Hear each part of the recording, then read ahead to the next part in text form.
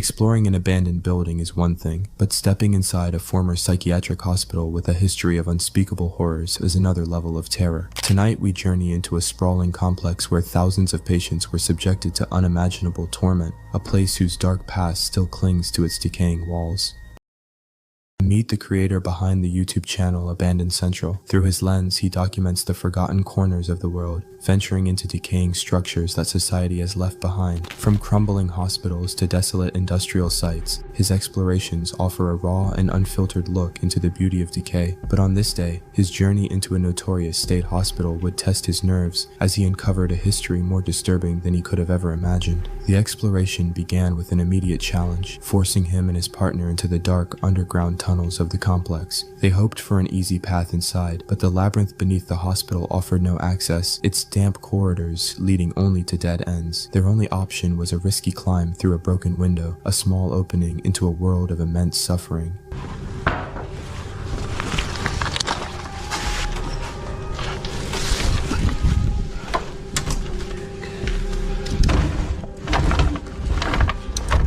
So we just got in that window right there.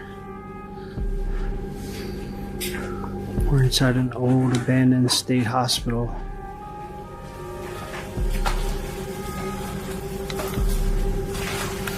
Alright, we're heading up to the jogging trail. Once inside, they decided to start at the top floor and work their way down, immediately stepping into a massive day room. The air was heavy with the weight of the past, and a faded mural on the wall served as a ghostly reminder of the lives once contained within these walls. The hospital had a terrifying history. The long-troubled hospital first opened its doors in 1870 as a lunatic asylum, commonly known today as a psychiatric hospital. But this one varied from the norm, as it originally intended to be the first institution in the country for treating colored persons of the unsound mind. Furthermore, the hospital was created by state legislature in direct response to the ending of the American Civil War, the abolishment of slavery, and mounting pressure to create sustainable healthcare facilities for this exact population, mainly as professional medical care for mentally ill African Americans was virtually non-existent prior to the Civil War. The entire patient population was African American, as traditional white people were not eligible to become patients until segregation finally ended in the 1960s. The main problem for the hospital was that many institution policies, rules, and regulations were considered to have racist origins, and that the hospital was built to imprison African American people in the most nightmarish of conditions. Conditions were primitive, with holes for toilets and candles for light. After a patient-on-patient tragedy, iron-grated cells were constructed not for safety, but for constant surveillance. The reasons for admission were horrifyingly trivial, ranging from talking back to a police officer to emancipation itself, trapping innocent people in a nightmare system. As they moved deeper, they discovered haunting relics of the past: a lone wheelchair in a hallway, a nurse's station where medication was dispensed through a small slot, and patient rooms with disturbingly small circular windows. Look how small the windows are on each door. No wonder you would go crazy in there.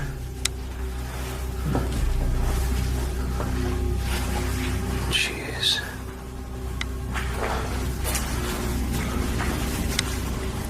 Another real big day room.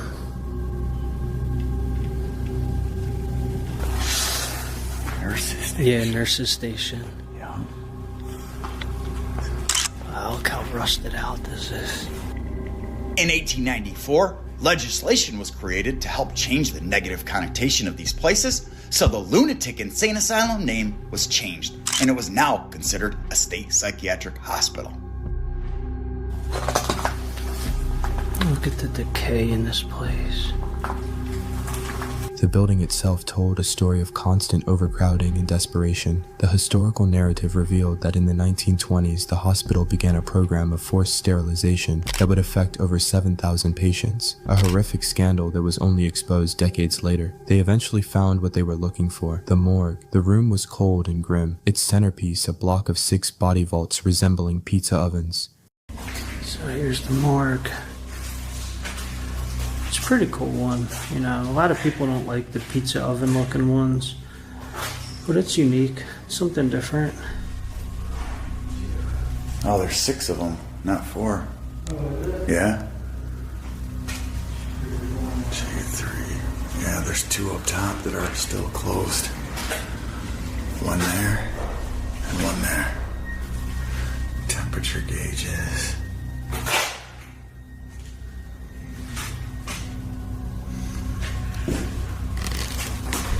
That one's grimy. And then there's another one there. It's closed. Autopsy table still here. Grimy too. It's all flooded out. Looks like bodily fluids in there.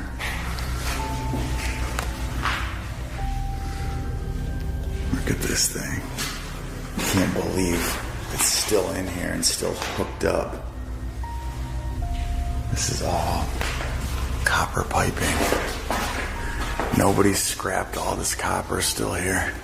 Nearby, the autopsy table remained, stained and surrounded by stagnant, murky water that looked like it held the secrets of countless procedures. The sight was a chilling confirmation of the sheer volume of death that occurred within the hospital, a final, undignified stop for those who succumbed to the institution's horrors. After documenting the first building, they made their way to a second, fully aware that security and state employees patrolled the active parts of the campus just yards away. Inside the second building, the decay was even more pronounced. In one shocking section, a massive tree had grown directly through a wall and ceiling, its strength buckling the entire structure. But the most heart-stopping moment came when they spotted a maintenance worker just 10 feet from their window.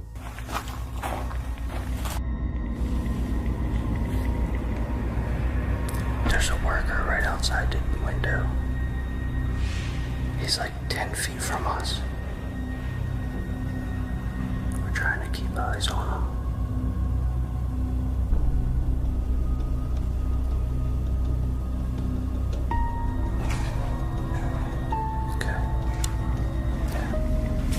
Forced into silence, they held their breath, hiding in the shadows and praying they wouldn't be discovered. The close call was a stark reminder that they were trespassing on grounds that were still very much monitored. Their risky venture paid off when they stumbled upon the most astonishing find of the day. In a building that was otherwise completely gutted and falling apart, they found a vintage dentist's chair, perfectly preserved with its tools still in place. The object was so out of place, a pristine relic in a sea of decay, that it seemed almost surreal. It was a haunting and powerful symbol of the intimate, and often painful, procedures that took place within the hospital's walls. Though they left the location without being caught, the history of the asylum lingers. The thousands of patients who were abused, experimented on, and left to die in squalor have not been forgotten. Their stories are etched into the peeling paint and crumbling brick of the hospital, a permanent stain on the landscape. With a cemetery on the grounds containing countless unmarked graves, one can only imagine the tormented energy that remains, making it one of the most haunted locations in America. Exploring abandoned places can be a thrilling adventure, but the real danger often isn't the decaying structures. It's the people you might find lurking inside. Meet the Nightfallers, a group of urban explorers who document abandoned places and the stories they leave behind. But one exploration would prove just how unpredictable these adventures can be. After arriving at a new location, the team faced a tall fence. With no other way in, they climbed over, stepping onto the property with a mix of excitement and unease. Come to the main site, please. Wait, can you all jump them? Yeah. I should put bolt cutters. Yeah, we have to jump it. I should put bolt cutters badly, man. No, there's no hole in those fences. You have to jump. Yeah, no. Alright, look.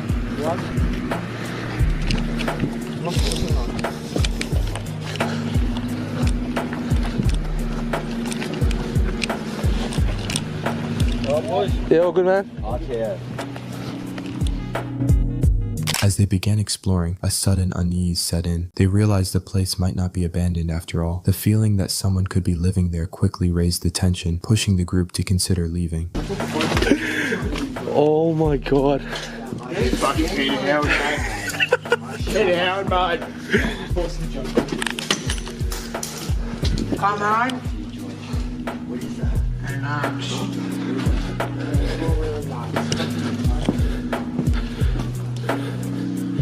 Now, if someone's living in here, please get the fuck out. We have traffic, okay?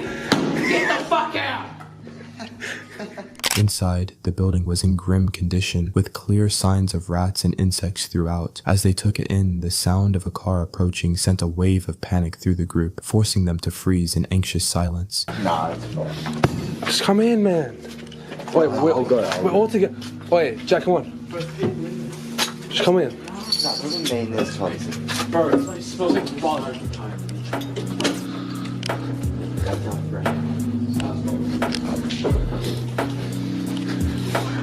Fuck.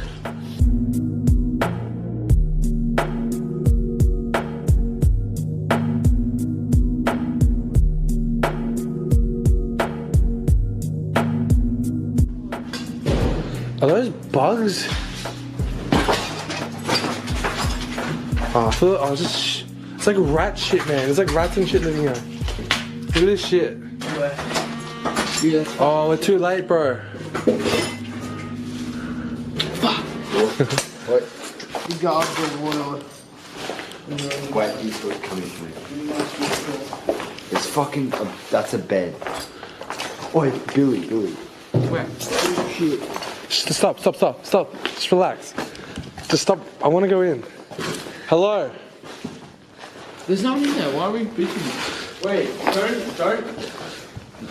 Bro, you're gonna be. The approaching car sparked a tense debate. Some urged caution and suggested leaving, while others wanted to explore further. When a sudden noise echoed through the building, the group jumped, unsure of its source. Growing suspicious someone might be nearby, they decided to check the windows from outside to see if the building was truly empty. Don't go in there. You're gonna. Don't, Zane.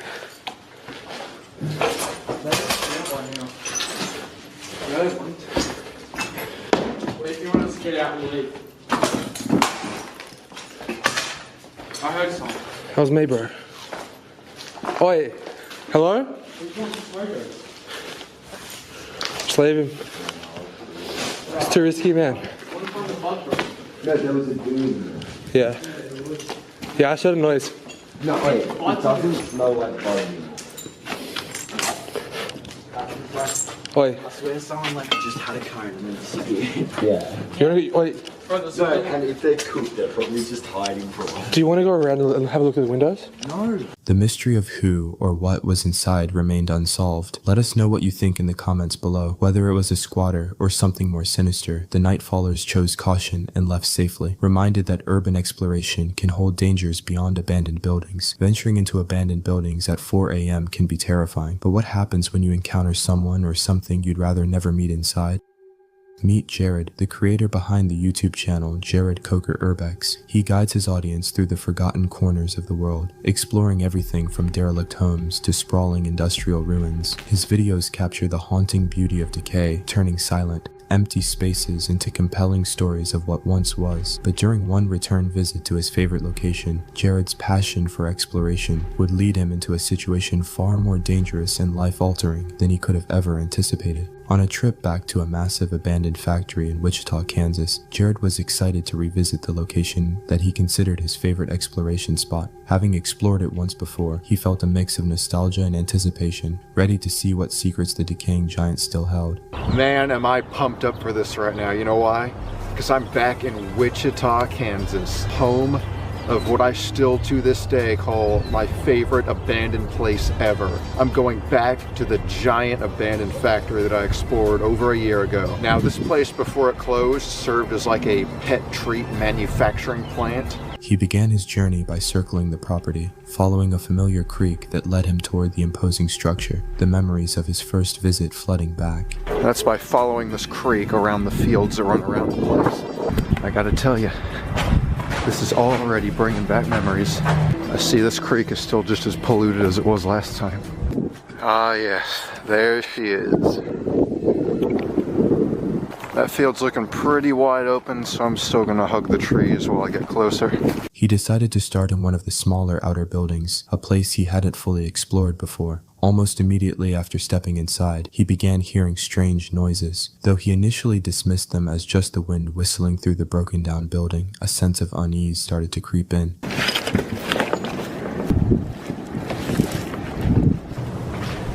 Okay, I'm in. But I'm like hearing noises and stuff. It might just be the wind.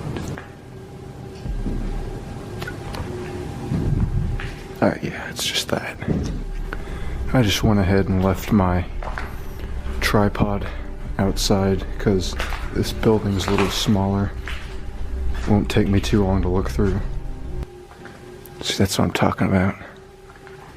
Every now and then there's just weird noises and bangs, but just like last time, it's a windy day, so... What is this? At first glance, it looks like a bathtub, but I'm sure it's probably not like a tub for people. It's probably some sort of industrial thing. There's all kinds of crazy stuff in here. I got no clue what it does. That almost looks like a giant sewing machine, doesn't it? Pushing his apprehension aside, he continued deeper, discovering old locker rooms and filing cabinets still full of documents. This part of the factory was new to him, and the thrill of discovery temporarily overshadowed the unsettling sounds echoing around him. He then moved toward the main 5-story factory, the heart of the complex. This place held a special significance for him, as it was the first location he ever filmed for his new channel. Here we are. It looks just as cool as I remembered from here. Yeah. It's all still here. You got the forklift still there, the giant tanks, big boilers, furnaces, and whatever all this stuff is. You know, it's not just because it's one of the most epic abandoned places I've ever seen, but like... As he navigated the vast open floors filled with giant tanks and dormant machinery, he ventured into the darker, pitch-black sections of the building that had been ravaged by fire over the years. It was there, amidst the charred rubble, that he made a disturbing discovery. Piles and piles of old bones scattered across the floor, a grim reminder of the factory's past as a pet treat manufacturer. It's not really gonna cave in anytime soon. What the heck? These are all bones. Oh, there's more of them here. They're all over. Now I know this place made like pet treats and whatnot, so they could have been using these. But that seems crazy to me that they'd all be left over like that. Where are those stairs at? Continuing his ascent through the crumbling structure, Jared stumbled upon an area he had completely missed during his first visit. He found what appeared to be a worker's lounge, complete with a picnic table, couches, and old gym equipment, but the most shocking discovery was yet to come. In a hidden lower section of the building, he found a full-size pickup truck, stripped and abandoned. It's a whole picnic table in here. With couches and chairs. What the heck were they doing in this factory? Maybe this whole building was just like a worker's lounge area. Whoa. What is this area? No freaking way. That's a whole pickup truck down here. What did I just find? This just gets crazier and crazier. Yet another area I never saw on my first trip here. No kidding. It's a Ram 1500. As he stood there in disbelief, a loud noise suddenly broke the silence, a sound that was far too distinct to be the wind. His guard was now officially up. His exploration took a terrifying turn when he glanced out a window and saw a car pull up to the property. Uh-oh. There's a car right there. I can't figure that should be too much of a problem for me though, because the way I'm going to go out is completely circling around here like I did to get in, so... Oh, they're out of their car. Oh, they're coming in the gate. They're coming in the gate. On second thought, I might just want to wrap this up a little quicker here. I want to see where he goes though. Oh crap. He's really coming all the way in here. He's opening the second gate.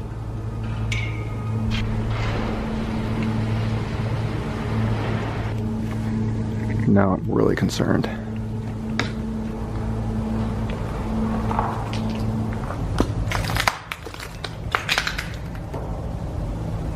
Panic began to set in as he watched a man get out and unlock the gates, entering the compound. Jared's mission instantly shifted from exploration to escape. He tried to find a way out unnoticed, but his heart sank as he realized the man was moving toward his only exit path. Trapped and hidden, he watched as the figure got closer, holding something in his hand. Suddenly, a deafening bang echoed through the factory, a sound he was certain was a gunshot. Someone's right out there.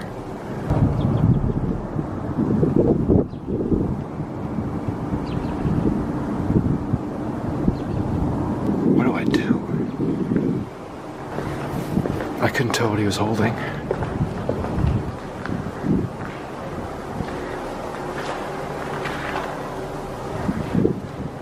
Where do I even go?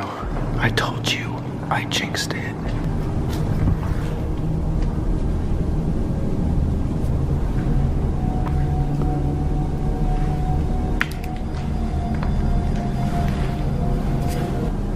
Oh my God. Was that a gunshot? I think it was. He had something in his hand too. It must have been a gun.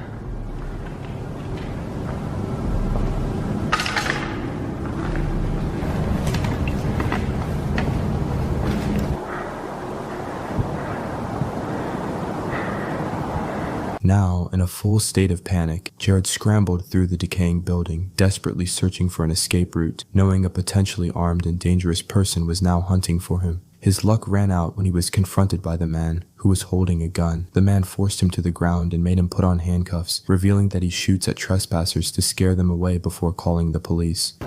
Get over there now. What? Sit down. I'll give you handcuffs. Huh? Put them on. Got it? Okay. Either I can put them on or you can put them on. Take your pick. I've never put on handcuffs before. Just put them on each side of you. How's that? Well, Put them in front of you. That way you can carry them in front, okay? What's gonna happen? But what's going to happen is the police is going to come and then you take your name and they'll get you for criminal trespassing. It's nothing these days. A lot better than me shooting you, isn't it? Was that what I heard? Yeah. What'd you shoot at? Shoot it. See people, I shoot at them. If they run, you shoot. There you go. Though the camera was turned off, the story was far from over. Jared was arrested and taken to the county jail. While in the back of the police car, he overheard a chilling call come in over the radio, a report of a shooting at the very factory they had just left. The man had stayed behind and, true to his word, had shot at 2 other young explorers who entered the property after Jared was taken away. The sense of dread was overwhelming. He had been arrested for trespassing, while the truly dangerous individual was left behind to inflict harm on others. Ghosts and structural collapse are known risks in urban exploration, but the greatest threat is often human. You can never predict a stranger's intentions or how they might react to finding you on their property. Jared was lucky to walk away from the encounter physically unharmed, but the psychological impact of being held at gunpoint and the disturbing events that followed will likely stay with him forever. One thing is certain, the abandoned factory he once called his favorite will now only serve as a haunting reminder of the day his hobby nearly cost him his life.